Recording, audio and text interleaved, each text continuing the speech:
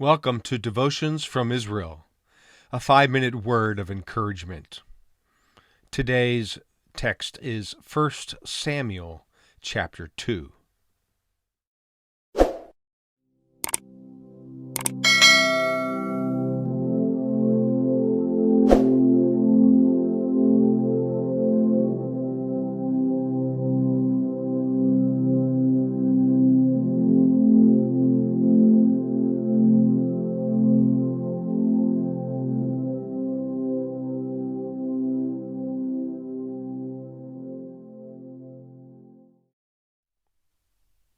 Today's devotion simply focuses upon Hannah's prayer.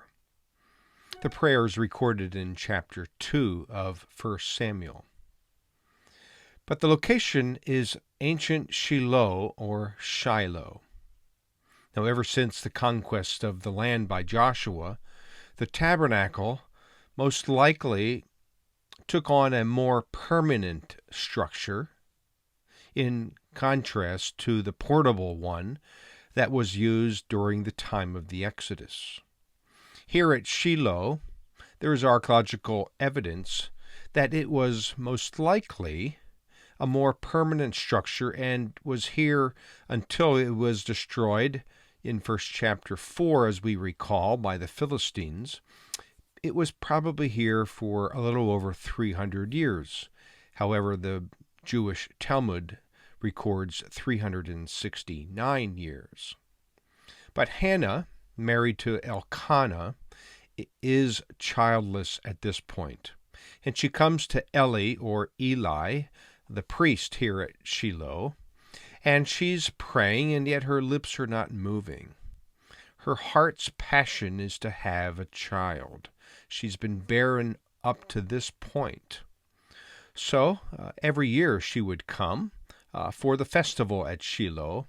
And now after this prayer time, where Eli actually says this in chapter 1,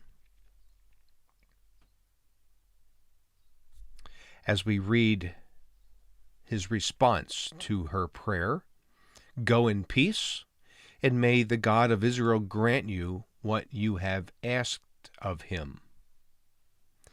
So Hannah, or Hannah, is one who is now blessed with the promise of having a child. And as we read here in chapter 1, after Samuel, his name, after he was weaned, she took the boy with her, young as he was, along with a 3-year-old bull, an ephah of flour and a skin of wine, and brought him to the house of the Lord in Shiloh. When the bull had been sacrificed, they brought the boy to Eli. And she said to him, "Pardon me, my lord, as surely as you live, I am the woman who stood here beside you praying to the Lord. I prayed for this child, and the Lord has granted me what I asked of him. So now I give him to the Lord. For his whole life he will be given over to the Lord," and he worshiped the Lord there.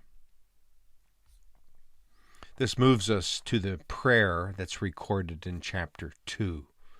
I want you to listen to the detail of the prayer. There's elements of praise and joy, of course, at the beginning, but there's an acknowledgement of who God is, and it's a well-directed prayer that perhaps we can learn from. This is the prayer of Hannah. "My heart rejoices in the Lord. In the Lord my horn is lifted high. My mouth boasts over my enemies, for I delight in your deliverance. There is no one holy like the Lord. There is no one besides you. There is no rock like our God. Do not keep talking so proudly, or let your mouth speak such arrogance, for the Lord is a God who knows, and by him deeds are weighed. The bows of the warriors are broken, and those who stumbled are armed with strength. Those who were full hire themselves out for food. but those who were hungry are hungry no more. She who was barren has borne 7 children, but she who has many sons pines away.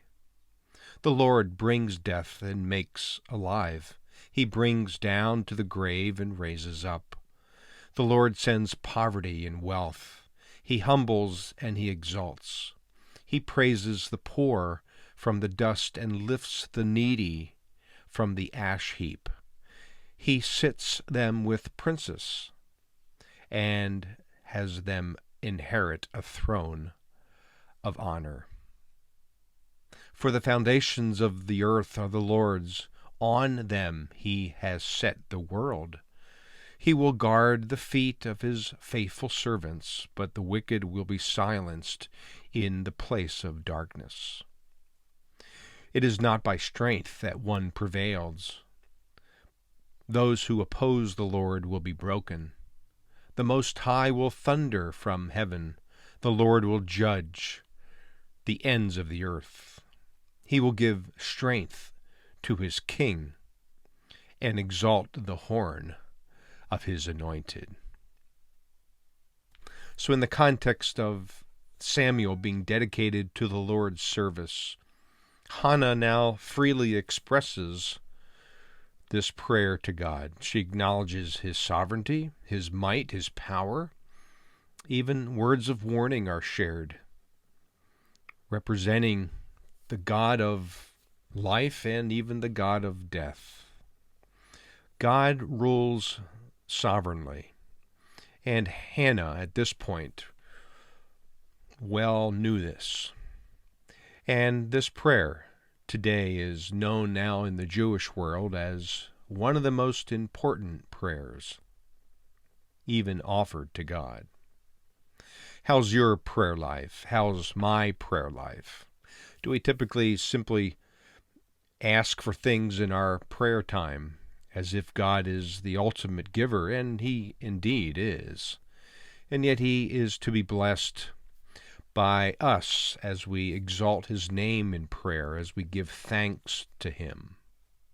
A common expression that appears in the Psalms as well as other passages in the Hebrew Scriptures goes like this: Hadula Adonai ki tov kele'alam hasdo. Give thanks to the Lord, for he is good, and his mercy endures forever. Once again, Hadu Adonai ki tov kele'alam hasdo. Give thanks to God today in prayer, just as Hannah did, and express your heart's desire to him. Until next time, Shalom.